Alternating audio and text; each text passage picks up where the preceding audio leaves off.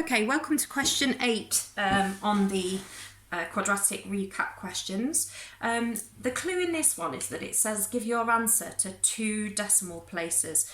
Now, if you're asked to give your answer to 2 decimal places or 3 or whatever, that's a clue that you're going to need to use the quadratic formula. So you can either look it up, or if you can remember it from when we chanted it in class, x is equal to minus b plus or minus the square root of b squared minus 4ac all over 2a.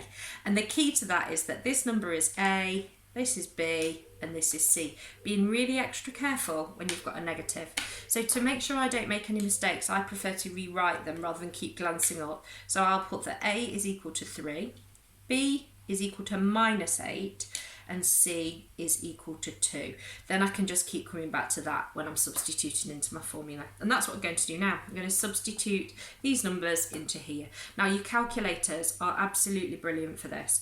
The best way to do it, I believe, is to use, hopefully you can see it on screen, is to use that fraction button and key everything in along the top. But first of all, I'm going to write out what I'm going to key into the calculator. In case I do something wrong, then anybody marking my work will know that I had an idea about what I was doing. So first of all, I've got negative b. Well, negative of minus 8 can't be minus 8, it has to be the opposite. The negative makes it switch to the opposite. So it's actually going to start with 8. Plus or minus, that's what gives me my 2 options by changing that bit in the calculator. Square root of b squared, okay? So I am just going to put everything, all my a's and b's, I'm going to put in a bracket and then the operation on it, the action.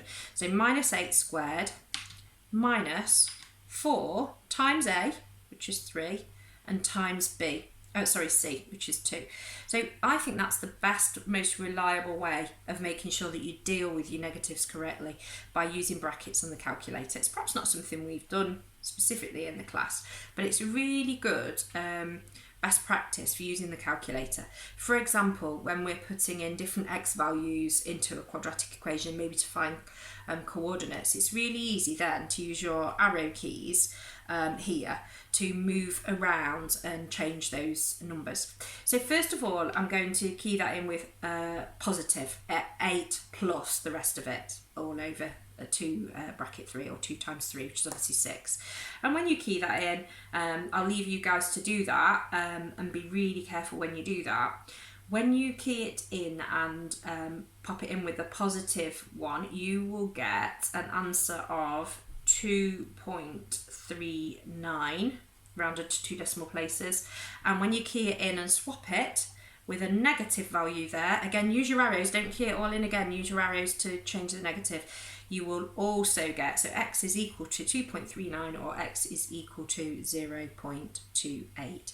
So be careful when you're keying it in, that might be where you go wrong, but the basics of it are using the quadratic formula with values of a, b and c. So good luck with that one.